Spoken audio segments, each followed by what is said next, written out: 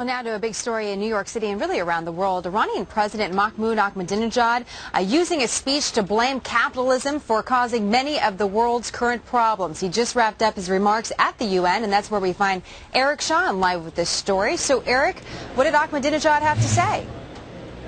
Hi, Jenna. It's our fault. That's what the Iranian president said here at the United Nations this morning when he addressed the UN's Millennium Goals Summit, the effort to try and cut global poverty by 50% by the year 2015.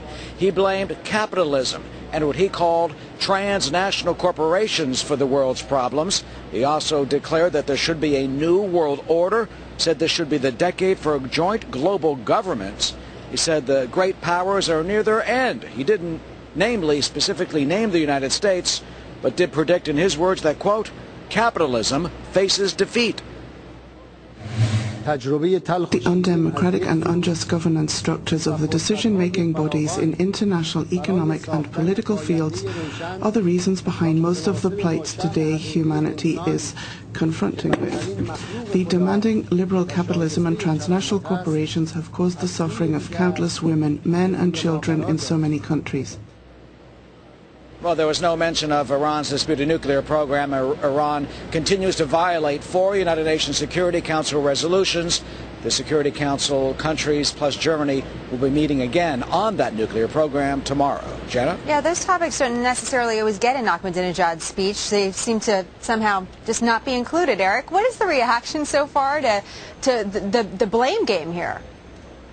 Well, you know, it was interesting. He did get applause. Every time he speaks here, there is a smattering of applause. But this morning, the chamber was largely empty for his speech. But really, for one of the first times in my memory, the United States delegation stayed.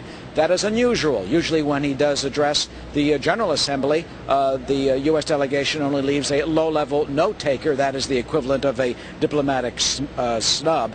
But there are others who are angry about the appearance. There was a demonstration right across the street and down the block from the United Nations.